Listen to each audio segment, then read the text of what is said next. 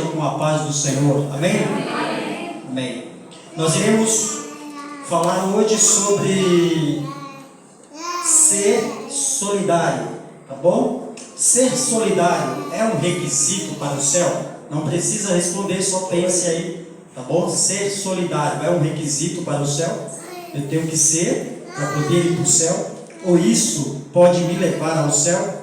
Então vamos aprender. Segundo o dicionário, ser solidário ou solidário é pronto a consolar, pronto a apoiar, auxiliar alguém. Em outras palavras, ajudar o próximo. Tá bom? Ser solidário é ajuda. Mas isso seria um requisito para o céu? Olha só, vamos lá. No livro, não precisam abrir por enquanto, mas no livro de Efésios, que é bem conhecido, capítulo 2, o verso 8 e o verso 9, diz assim: porque pela graça sois salvos, mediante a fé. Isso não vem de vós, é um dom de quem? De Deus. Aí o verso 9 diz assim: não de obras, para que ninguém se glorie. O que é solidariedade? Obras, não é verdade? Mas o verso nos diz de Efésios que nós somos salvos pela graça. E isso não vem de você, tá bom? E nem de mim, a graça. Vem de quem? De Deus. Mas é mediante a minha fé. Então qual é a minha parte que Efésios, Paulo está dizendo? A minha parte é a fé, a de Deus é a graça. E onde entra a obra? Ela não pode me salvar. Mas olha só, e eu gostaria que você abrisse agora no livro de Tiago, capítulo 2. Tiago fica lá para o final da Bíblia, tá bom? Você vai encontrar o livro de Hebreus, depois de Hebreus você encontra Tiago, que fica antes do livro das cartas de Pedro, 1 e 2. Então, vamos lá, livro de Tiago, capítulo 2, Tiago 2, nós iremos ler, se a obra não nos salva, então vamos lá, Tiago 2, verso 14 ao 17. Lembrando que a pergunta no começo foi: ser solidário é um requisito para o céu? Então vamos lá entender se é um requisito ou não, tá bom? Não que é o único, tá bom? Não existe um único requisito para o céu. Existem vários requisitos. E ser solidário é um deles. Lembrando, irmãos, que louvado seja Deus, que a Igreja Adventista do Sétimo Dia tem um departamento específico para a ação solidária, que é a ASA, tá bom? Ação Solidária Adventista. Não que as outras igrejas não tenham, e nós vimos em todos os lugares as igrejas também tendo um departamento para a ação solidária. Por exemplo, a Igreja Adventista vai distribuir marmitex aos moradores de rua.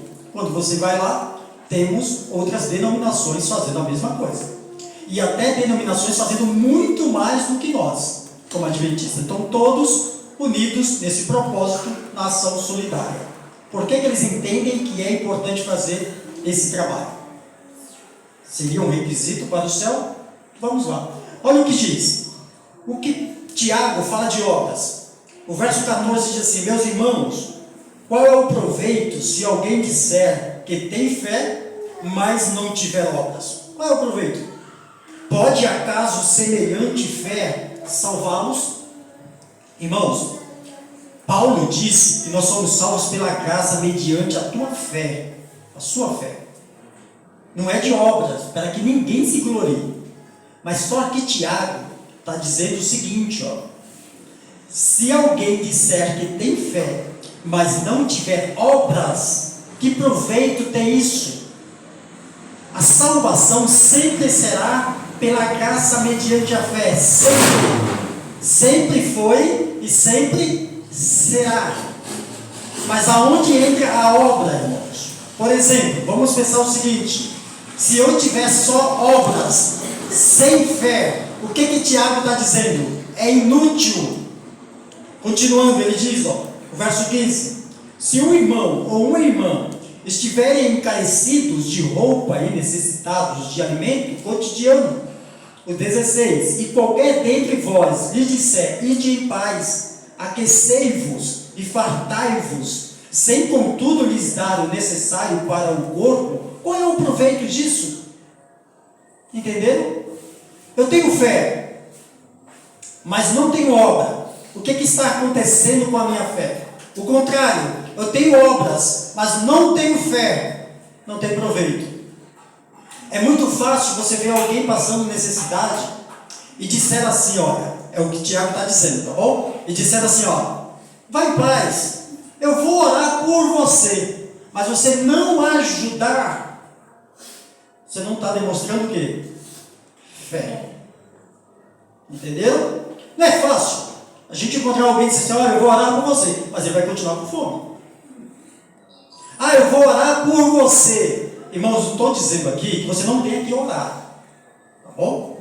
Um homem de fé ora. Lembre-se que na Bíblia os homens de fé todos oravam, todos. Jesus passava a madrugada orando ao Pai. Temos que orar, mas temos que agir. Deus, lá no livro de João, no capítulo 3:16, diz assim: Deus amou o mundo de tal maneira que fez o que, irmãos? Desceu o Filho único, para que ninguém morra, mas tenha vida eterna. Isso. Então, ele amou tanto ao mundo que ele fez o quê? Ele ficou lá do trono dele e disse assim: eu amo vocês, tá bom? Tá tudo certo, eu amo muito vocês. Ele fez só isso. Ele pediu para que o seu filho descesse e morresse por nós. Ação. Isso é amor. Então, se eu vejo um irmão meu necessitado, eu vou orar por você. Ele vai continuar com fome. Não que a sua oração não tenha poder, tá bom? Mas a sua oração, mediante a sua fé, vai fazer com que você se mova para ajudá-lo.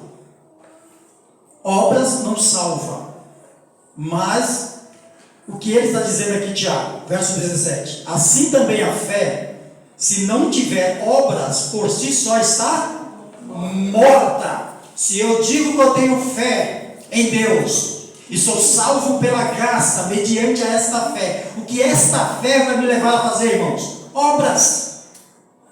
Tem muita gente fazendo obras sem fé, e tem muitos com fé não fazendo obras. Pode acontecer? Pode. Porque quem mede a tua fé não sou eu, é Deus.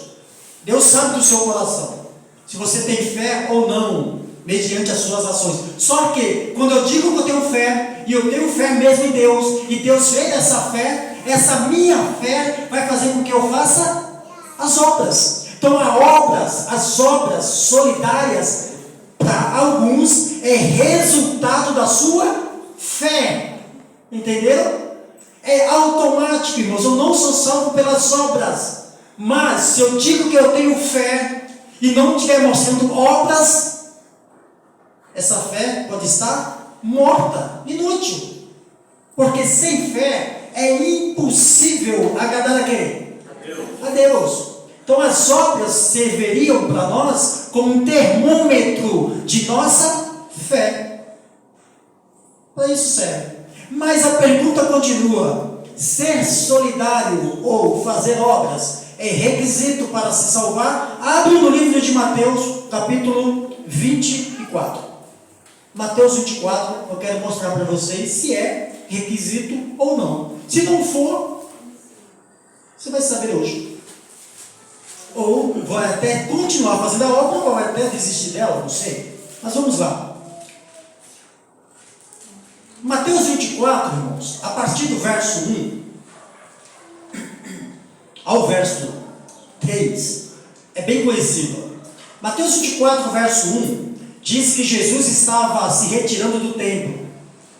E ao se retirar do templo, aproximaram dele os seus discípulos e lhe mostrou toda a construção, aquela bela construção do templo, que era um orgulho para os judeus, uma das maravilhas do mundo antigo.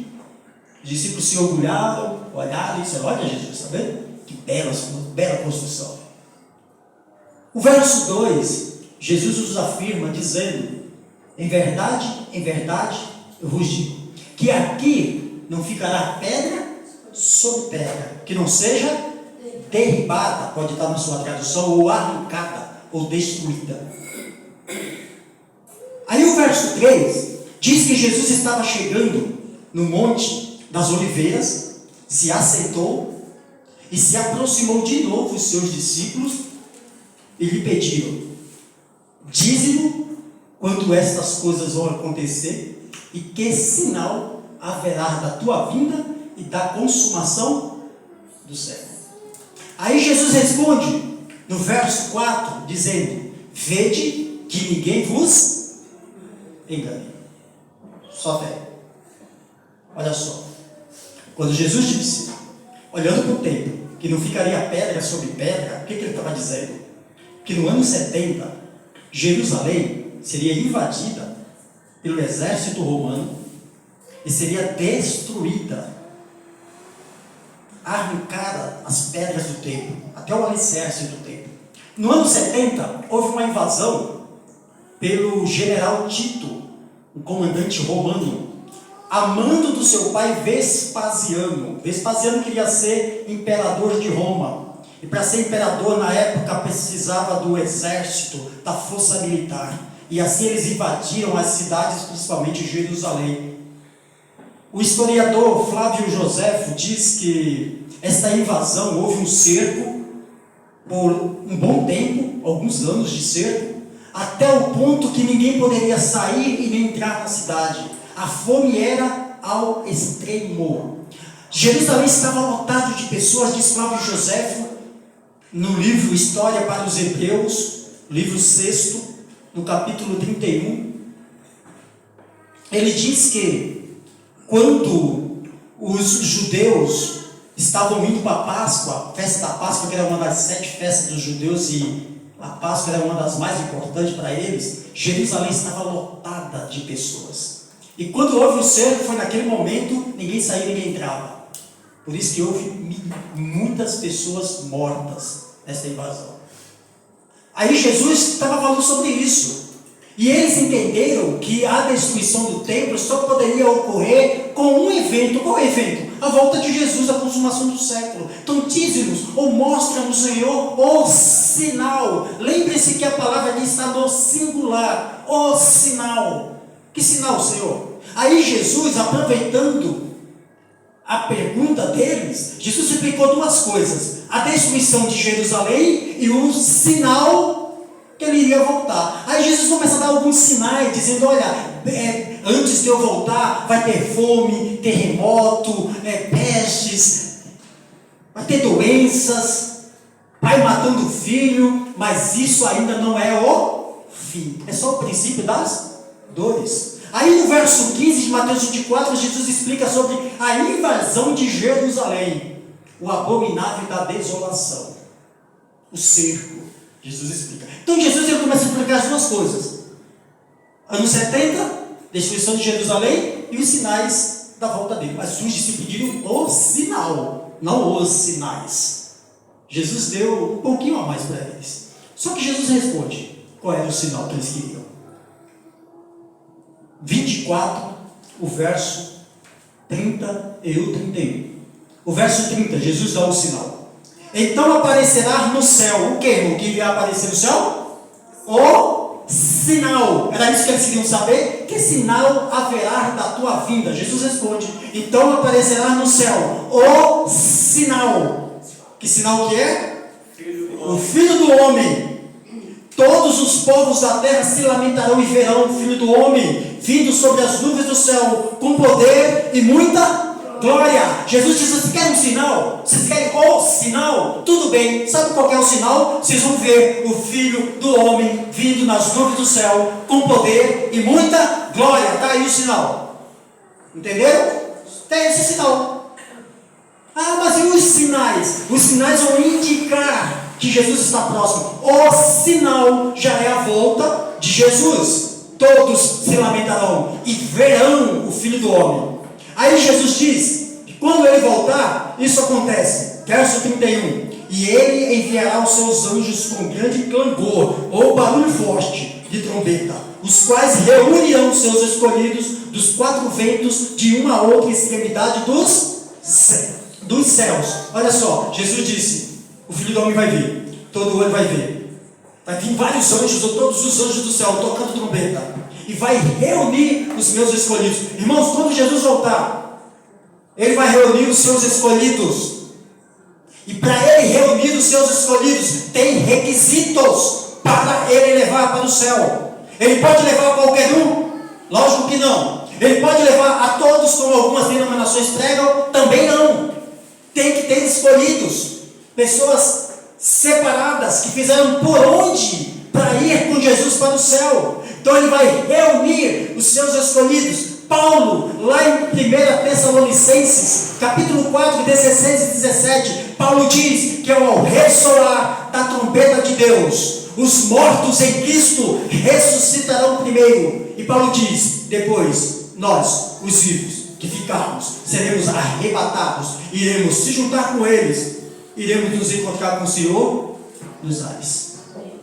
Esses dois grupos são os reunidos. Agora tem requisito, irmãos, tem requisito. Para subir, tem requisito. Tanto dos mortos que morreram em Cristo, como dos vivos que estão em Cristo. Para subir os dois grupos, tem requisito. Tem que ter. Não que eu sou salvo por esses requisitos. A minha fé vai fazer com que eu faça ou preste esses requisitos. Porque eu sou salvo pela fé, mediante o que? Eu sou salvo pela graça, mediante a fé. Entenderam? Mas tem que ter requisito. Porque senão, irmão, só participar de um culto, só vir à igreja no sábado, isso não quer dizer que eu estou salvo. Eu tenho que estar aqui dentro, prestando esses requisitos. Como? Pela minha fé.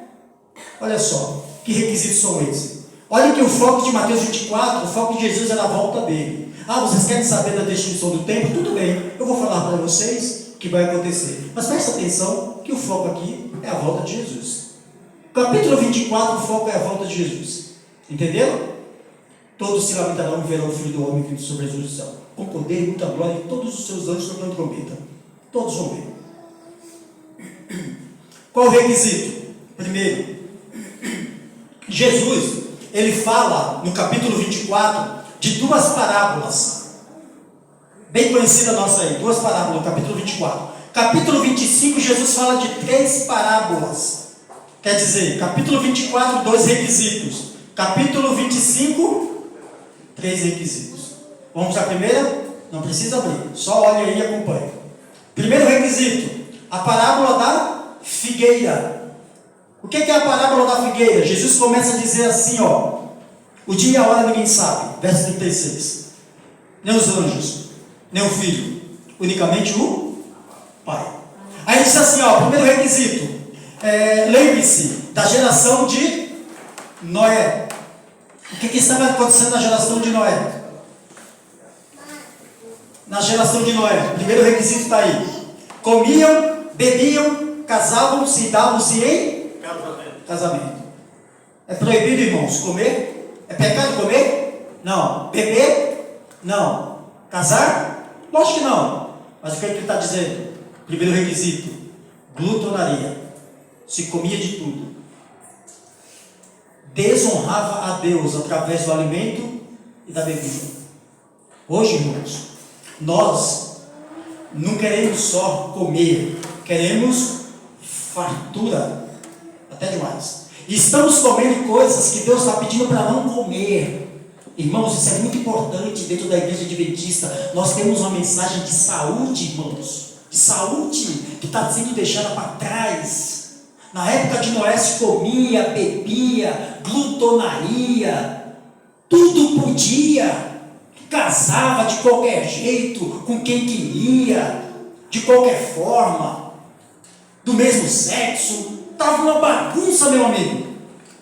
Aí o contexto dessa primeira parábola, que Jesus disse assim: uns serão tomados e outros deixados. Ele disse assim: olha, assim como foi no tempo de Noé, comiam, bebiam, casavam, se davam em casamento, mas até vir o dilúvio e levar a quantos? A muitos. Jesus vai voltar, meu amigo, e o requisito é que a igreja não pode estar semelhante ao mundo. A igreja tem que ser diferente, Lembre-se que você é uma nação santa, povo exclusivo de Deus, propriedade exclusiva de Deus. Deus te comprou com sangue precioso de Jesus na cruz do Calvário. Se tem um requisito nessa parábola o mundo não pode fazer parte de mim, de você. Temos que ser diferente. Eu não posso comer igual ao mundo, eu não posso me vestir igual ao mundo, eu não posso assistir o que o mundo assiste. Eu tenho que ser diferente, irmãos. A parábola está dizendo que Jesus vai voltar, e alguns vão ser tomados, ou levados, ou flutuados até a nuvem. Irão flutuar até a nuvem e vão encontrar com o seu Salvador. Enquanto muitos e muitos, diz a Bíblia, irão ser deixados. Então o primeiro requisito que a parábola está me dizendo: mundanismo não pode fazer parte do seu povo, do povo de Deus, daqueles que serão levados. Segundo requisito, segunda parábola, a do servo bom e do servo mau. Aí no verso 45, a partir do 45, servo bom e servo mau. O que acontece? Olha só.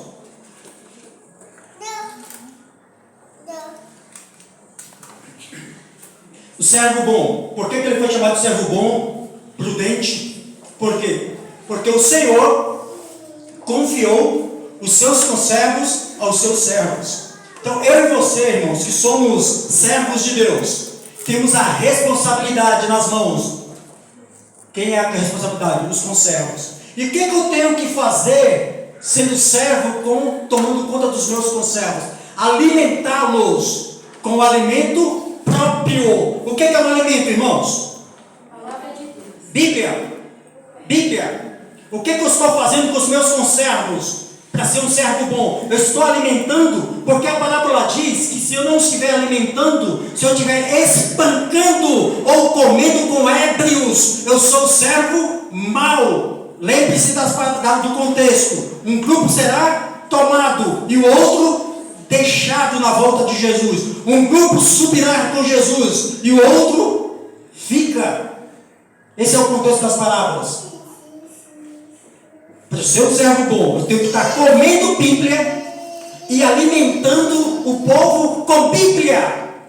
Muitos de nós estamos nos reunindo com amigos, com vizinhos, temos a oportunidade de falar de Deus e vamos falar de quê? De futebol, vamos falar de novela, vamos falar de filmes. Como está o seu emprego? Temos a oportunidade de pregar a palavra de Deus, alimentar o povo de Bíblia. Não que você vai sair desesperado agora e tudo é Bíblia, tudo é Deus e a sua palavra. Não, irmãos, tem a oportunidade de falar de Deus.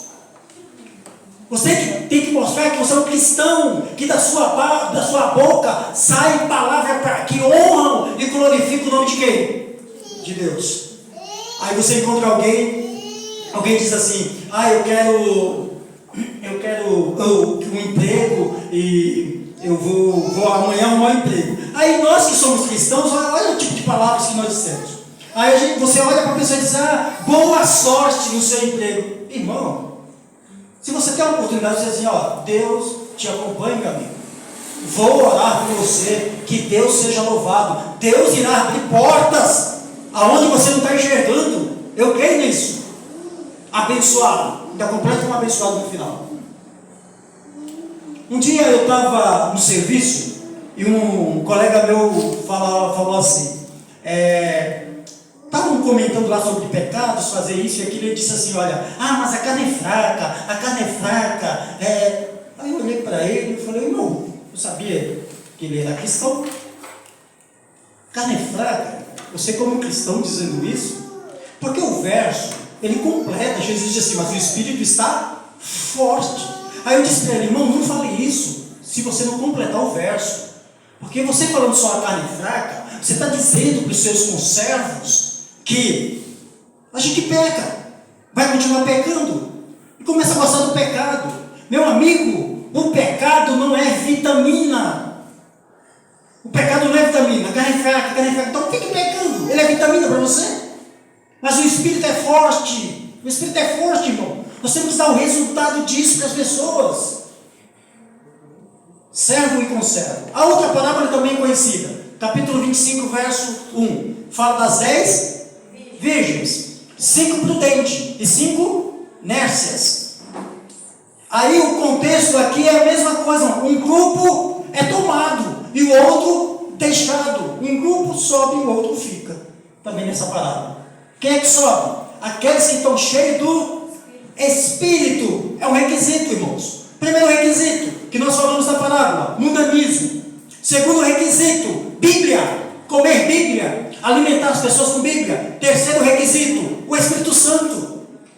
Está cheio do Espírito Santo, irmãos. Tem muitos de nós que estão dentro da igreja vazios do Espírito. Estão só cumprindo o requisito dentro da igreja. Eu venho para o culto porque é sábado. Eu venho para o culto porque é mandamento. E o domingo, como foi dito aqui pelo irmão. E a quarta-feira não é culto?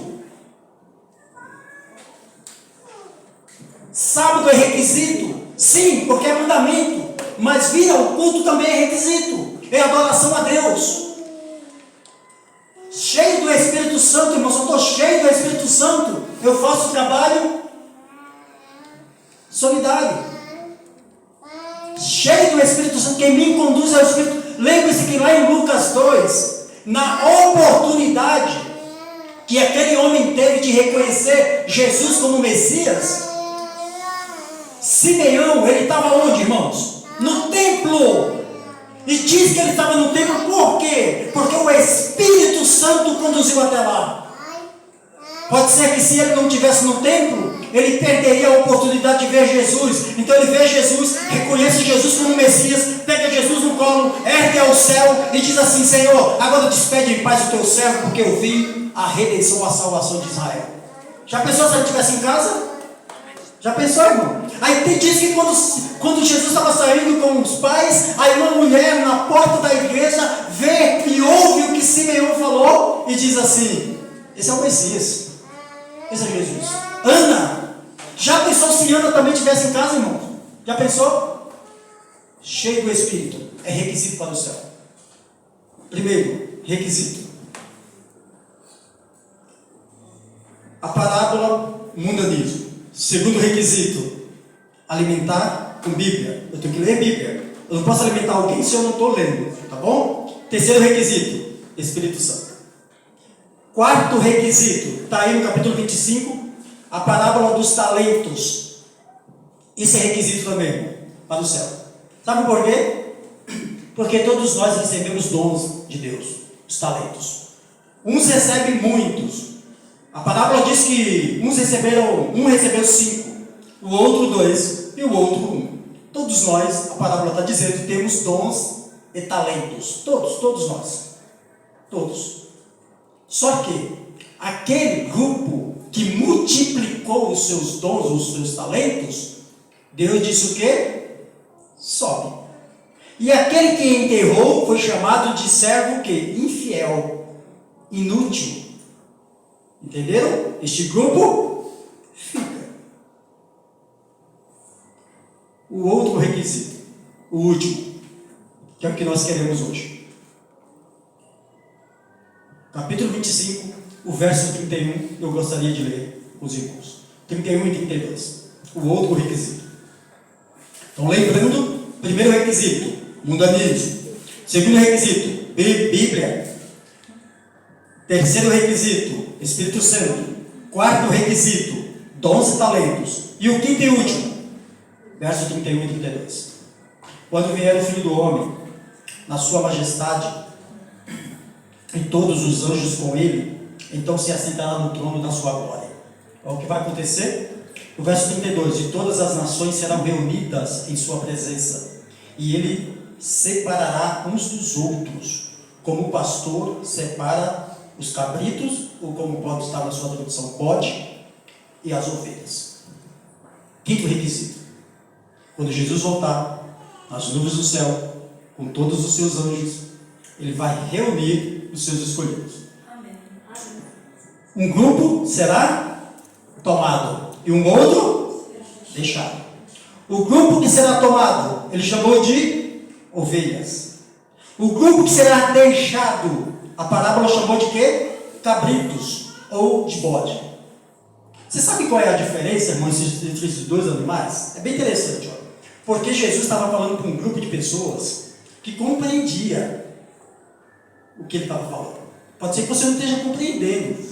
Jesus me chamou de ovelha. Eu não sou uma ovelha, não sou um animal. Mas na época eles entendiam, irmãos, porque eles criavam esse tipo de animais. Eles compreendiam. Jesus falava a linguagem do povo. Pode ser que se Jesus tivesse que falar hoje para você, ele ia falar em que linguagem? Na sua, do jeito que você compreendesse. Aí Jesus disse assim: ovelhas, sabe por que ovelhas? As ovelhas vão ser tomadas, vão ser levadas, e eu vou separá-las à minha direita, e é este grupo que eu vou levar para o céu. Sabe por que ovelhas? Porque ovelha é um animal manso, dócil. Sabe por que ovelha? Porque elas são obedientes. Sabe por que ovelha? Porque elas sabem viver em grupo. Ovelha sabe viver em grupo, irmãos. Sabe por que ovelhas? Porque ela ouve a voz do pastor. Sabe por que ovelha, se ela se perder, ela está atenta à voz do pastor e volta. Mas sabe por que cabrito eles vão ficar à esquerda? Sabe por que pode? Eles vão ficar à esquerda? Porque eles são rebeldes. Porque eles não sabem viver em grupos. Porque quando ele vê alguém se aproximar dele, ele encara essa pessoa como? Dando chifrada. Esses são rebeldes, disse Jesus. Esses não vão subir, não vão ser tomados, vão ser deixados. Sabe por quê, irmãos? Porque as ovelhas são obedientes. E o requisito das ovelhas estarem à direita e serem tomadas é essa daí, ó. Olha o requisito. O verso 33. E porá as ovelhas à sua direita, mas os cabritos à sua esquerda. O verso 34. Então dirá o rei aos que estiverem à sua direita: vinde, bendito de meu Pai, entrega a posse do reino que está preparado desde a fundação do mundo. Qual é o requisito aqui, irmãos? Das ovelhas estarem à direita, do grupo que é obediente, que soube viver em comunidade, do grupo que ouve a voz do pastor, do nosso Deus. Por que eles estão à direita? Qual é o requisito da parábola? Jesus responde, dizendo da seguinte forma: porque tive fome, verso 35, e me deste de comer, tive sede, e me deste de beber, era forasteiro e me hospedastes, estava nu e me vestistes, enfermo e me visitastes, preso e fostes ver-me. Entenderam, irmãos? É requisito. Vou voltar na pergunta de novo. Ser solidário é um requisito para o céu? Eu vou te responder segundo a Bíblia: sim, sim, sim, é um requisito para o céu. Ser solidário, atender a necessidade do seu irmão. Porque é muito fácil você olhar para o mundo hoje, os necessitados, e dizer assim: eu estou orando por eles. Vamos parar de ser hipócritas, que às vezes nós não oramos nem por nós, imagina pelos outros. Nós não estamos nem jejuando por nós, pela nossa vida espiritual. Como poderíamos jejuar pelos outros? Como, irmãos? Ser solidário é sim um requisito para o céu. Não que só fazer isso vai te levar para o céu, porque isso pode ser obras, e obras sem a fé, ela é inútil, ela é morta. Mas a tua fé vai fazer com que você seja solidário. Se realmente você tiver fé, e quando alguém vem pedir alimento, você vai fazer de tudo. Quando alguém pedir uma roupa para doar, você não vai doar aquela que você tem, a piorzinha que você nem veste, nem serve mais você, está rasgado, está desgastado os seus sapatos. Você diz assim: eu vou levar para o departamento da igreja para doar para alguém. Meu amigo e minha amiga, o que não serve para você, não serve para os outros. Pense nisso. Não estou dizendo para você ir lá numa loja agora fazer compra de roupas e para doar para alguém, mas faça o que Deus está te pedindo. Se for isso, faça. Então é sim um requisito para o céu, senão Jesus não colocava essa parábola dentro do contexto da sua volta. É um requisito sim, irmãos, nós olharmos para a necessidade do povo e atendê-la. Ah, mas eu não tenho recurso, irmão. Ah, tadinho de mim. Tem. Se eu não tenho dinheiro, se eu não tenho como pôr a mão no bolso para doar, eu tenho o meu tempo, porque também é um requisito, diz na segunda parábola dos talentos. Os talentos está dizendo aqui, meu amigo, que também é um requisito, mas não é só dinheiro. Eu tenho que doar o meu tempo para Deus, os meus recursos, os meus dons, os meus talentos. É isso que Deus está dizendo para mim e para você nesta manhã. É um requisito sim, ser solidário. Porque Jesus disse na parábola, toda vez que você estiver fazendo para um desses meus pequeninos, está fazendo para quem, irmãos? Para Ele mesmo, para Deus. É requisito ou não é? É requisito. E por que que o grupo não foi tomado, aquele grupo que foi deixado? O que faltou neles, esse requisito? Faltou o quê? Que eles viram e não ajudaram. Faltou muita fé. Muita fé. Por isso não teve obras. Então é requisito, meu amigo. É requisito, minha amiga. Meu irmão. É requisito sim. Mas eu tenho que entender que se eu só faço isso se eu tiver fé. Só, irmãos, que acontece o seguinte. Muitos de nós temos recursos, temos dinheiro, temos tempo de sobra. Só que muitas das vezes os programas aí da internet, celular, não estão tirando o teu tempo. O tempo que era de Deus. Aí o teu emprego, que você diz que é uma bênção, lógico que é bênção. Mas aquele emprego que você diz que é uma bênção, você pede para Deus uma outra bênção, quer dizer, mais emprego. Aí você acaba trabalhando, em vez de 8 horas, você está trabalhando 12, 36 horas. Aí eu quero a bênção, se tornou o quê? Maldição. Se Deus te deu um emprego, te deu um recurso, irmão, financeiro, é para você, se é uma bênção, é para você fazer o que com essa bênção? Abençoar outras pessoas. Senão não é bênção. Nós temos, irmãos, recursos o suficiente para devolver isso para Deus. Então é requisito sim ser solidário. Eu não vou fazer a ação solidária para ser salvo. Eu faço a ação solidária porque eu já estou salvo. É diferente. Eu quero encerrar com alguns versos sobre ação solidária. Vai ficar bem fixo na sua mente. Abram primeiro em 1 João. Lá no final. 1 João. Lá perto de Apocalipse. Ou de Judas, né? Antes de Judas. 1 João, capítulo 3. 1 João, capítulo 3, o verso 17. 3,17.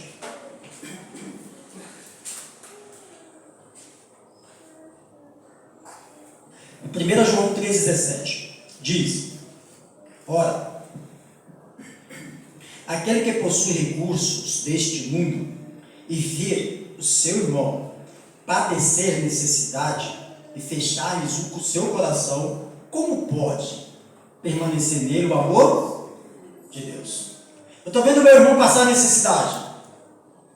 É mais fácil dizer assim: eu vou orar por você. Mas se eu tenho recursos, irmão, seja ele qual for, não estou falando de dinheiro não, tá bom? Não é só dinheiro não, seja ele qual for. Recursos, eu tenho tempo, eu tenho carro, eu posso ajudar os irmãos a levar os alimentos na casa de alguém, visitar, eu tenho esse recurso. Mas se eu tiver esses recursos e ver o meu irmão passar necessidade, fechar os olhos para isso no meu coração, como pode o amor de Deus permanecer em mim? Não tem como. Digo mais, abra no livro de Deuteronômio, capítulo 15. Deuteronômio, Antigo Testamento, depois do livro de Números, capítulo 15. Quinto livro da Bíblia. Deuteronômio, capítulo 15. O verso 11. Verso 11. Diz assim: pois nunca deixará de haver pobres na terra. Nunca, irmãos. Sempre vai ter pobres. Então isso quer dizer que sempre vai ter trabalho solidário. Por isso eu te ordeno. Aqui é Deus falando, tá bom? Para o povo de Israel. E eu creio que é para você também. Ele está dizendo: eu te ordeno, não estou te pedindo. Deus não está nos pedindo, irmãos, um favor. Ah, faz um favor para mim. Deus não está pedindo favor. Não está te ordenando, tá bom? É uma ordem. Eu te ordeno, livremente abrirás a mão para o teu irmão, para o necessitado, para o pobre na tua terra. Eu te ordeno, Israel espiritual. Deus está dizendo para você: eu te ordeno, filho, livremente abra o teu coração ou a tua mão para o pobre da terra. Eu te ordeno. Então é requisito, irmãos, para irmos para o céu. Um dos requisitos. Eu vou terminar com 3 versos de provérbio. Abre provérbio, por favor. Depois do livro de Salmos, antes de Eclesiastes. Provérbios 14. Provérbios 14. 3 versos para a gente terminar. Provérbios 14.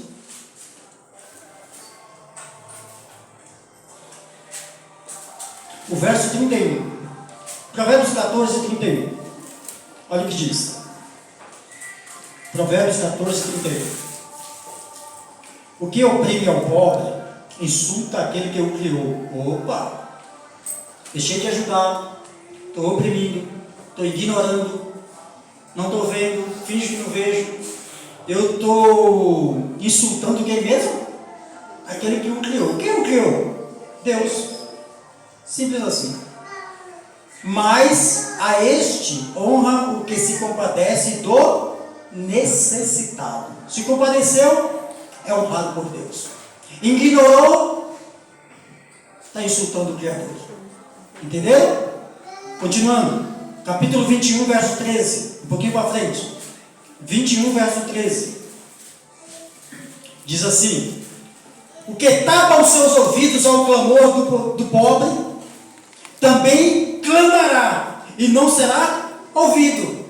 É assim que funciona, meu amigo. Você está tampando os seus ouvidos para o clamor do pobre? Não é comigo. Não, o pastor que eu tenho um emprego. Não, ele não tem porque não estudou. O outro não tem o que comer porque não corre atrás. Estou tampando meus ouvidos, não, para a necessidade do meu irmão. Você sabe que a nossa realidade dentro da igreja adventista tem irmãos nossos, irmão, que pode até estar do seu lado aí no banco, que passa necessidade, irmão, que não tem nem o que comer, que às vezes não vem no culto porque só tem uma única roupa para vir, irmãos. Eu conheço situações assim, de irmão que vem para a igreja pela misericórdia, dá uma risada na igreja, te cumprimenta com feliz sábado, um bom culto, a paz de Deus, mas dentro de casa está um sufoco, meu amigo. Não tem o que comer. E se tem o que comer, não sabe como pagar conta, ou paga a conta ou come, porque não tem recursos. Eu conheci irmão que ficou desempregado dentro da igreja, não foi 1 ano não, foi 5, 6 anos desempregado, irmãos. E você só ia saber se ele estava desempregado se você conversasse com ele, porque ele não falava. Mas a culpa é dele, porque ele não fala, ele não pede ajuda. Pode ser que ele falou. Ou se ele não pediu ajuda, o Espírito Santo vai te incomodar, irmãos. Ou você acha que não acontece isso na igreja? Alguém vem falar com você: nossa, mas eu não tinha falado nada para ninguém. O Espírito Santo, irmãos. Deus enviou anjos. Esses anjos somos nós, os mensageiros do Senhor. Aí eu faço o quê? Eu tampo meus ouvidos. Não é comigo. Eu tenho meu carro, eu tenho minha família, Edivânio, tenho um emprego no aeroporto, eu já estou há 21 anos no aeroporto, daqui a pouco eu vou me aposentar, eu estou tranquilo, eu vou para o meu sítio, eu vou comprar um sítio para mim, vou plantar, vou viver disso e vou esperar a volta de Jesus. Como? Eu tenho que lembrar que 2 grupos vai ter na volta de Jesus: os que serão tomados e os outros deixados. A obra nesta terra não terminou, só termina quando Jesus apontar, quando eu e você vem o que nas nuvens? O sinal, que é a vida do Filho do Homem. Aí acabou a obra, irmãos. Aí é céu, é eternidade, é férias. Aí não é um sítio, é o céu, é o paraíso para mim e para você. Enquanto isso, existe obra, existem pobres na terra, pessoas clamando para que alguém ajude. Não vou ajudar não, porque eu passo, aí eu vou dar dinheiro para esse povo lá no farol, vai que ele vai usar droga. Meu amigo, faça a sua parte. O que ele vai fazer com o recurso que você deu com ele? Faça a sua... Sabe, irmão, sabe o que acontece na obra que a gente faz pela fé? Isso alimenta em primeiro lugar quem? Aquele que pediu, é você que está dando. A nós, irmãos, a nós. A nós. Isso vai ser trabalhado dentro de você, o senso de doar, de ajudar. O primeiro que é beneficiado com isso é você. Aí você acha que é o outro. Não, se eu ajudar, vai usar drogas. E se ele não for, irmão? E se Deus está testando a tua fé? Lembre que a tua fé tem que ter o quê? Obras. Tem que ter obra. Porque se não tiver, ela é morta, inoperante, diz Tiago. Lembre-se disso. Então, o que clama, o que tapa os ouvidos ao clamor do pobre, também clamará e não será o quê? Ouvidos. Como pode eu clamar, não ouvir o clamor do meu irmão, e na hora de eu clamar eu quero ser atendido? Muitos de nós lembramos de Deus só quando, irmãos? Quando estamos no sufoco, irmãos. Mas quando estávamos num bem bom, empregado, com salário fixo, parece que Deus nem existia. Aí ficamos desempregados, aí eu preciso de Deus. Entende? Mas vou deixar de ajudar, irmãos? Na ignorância que o irmão teve no passado? Lógico que não. Isso pode acontecer comigo. Eu estou há 20 anos no aeroporto. E quem me garante que eu vou ficar lá até a minha aposentadoria? Eu não sou dono do aeroporto. Posso chegar na segunda e ter uma cartinha de aviso. Tchau, filho. Não sou dono. E agora? Se antes eu tampei os meus ouvidos para ouvir o clamor do meu irmão, como agora vou clamar ao Senhor? Pense nisso. Último verso. Provérbios 28.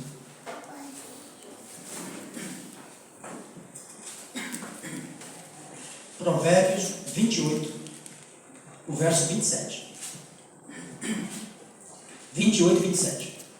O que dá ao pobre não terá falta, mas o que dele esconde os olhos será acumulado de quê, irmãos? Maldição. Nós precisamos, irmãos, amar o nosso próximo não só com palavras, diz o livro de Tiago, e sim com ação. Nós precisamos agir, irmãos, porque Jesus está às portas. Breve Jesus voltará. E quando ele voltar, ele vai vir buscar os seus escolhidos. Se tem requisito para ser cumprido, cumpra esses requisitos, irmãos. Se tem requisito para nós fazermos nessa terra enquanto estamos respirando, faça. Agora é o tempo, porque quando Jesus, no santuário celestial, erguer as suas mãos e disser está feito, fechou, irmãos, a porta da graça, acabou. Se há um momento de fazermos, é agora, porque pobre sempre vai ter na terra, necessitados sempre vai ter. Então que Deus nos ajude, que você possa sair daqui com esse pensamento: eu vou ajudar, só não tenho recursos financeiros, eu vou me doar na obra de Deus, eu vou ajudar, irmãos, pessoas a serem atendidas, eu vou sair de porta em porta. Irmãos, nós somos muito vergonhosos. Às vezes tem reuniões que a gente sai de porta em porta pedir alimento, nós não vamos mais. Tem algumas coisas dentro da igreja ficando rara de acontecer. Trabalho missionário de porta em porta, isso foi uma ordem de Deus. Ide. E de preferência de 2 em 2. E voltem com os resultados, contando os resultados para Deus. Se tem algo que está perdendo dentro da igreja, é o ide. É a vergonha, irmãos. Nós queremos até ser cristãos, mas só aqui dentro.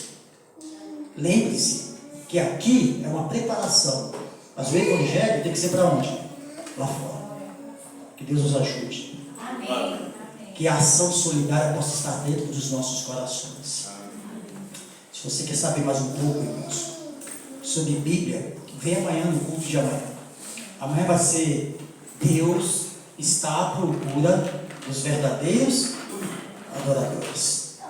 A mulher samaritana, João capítulo 4. Que Deus nos ajude, nos abençoe, que nós possamos nos entregar nas mãos de Deus e pedir a ajuda do Senhor. Amém? Amém. Deus seja louvado.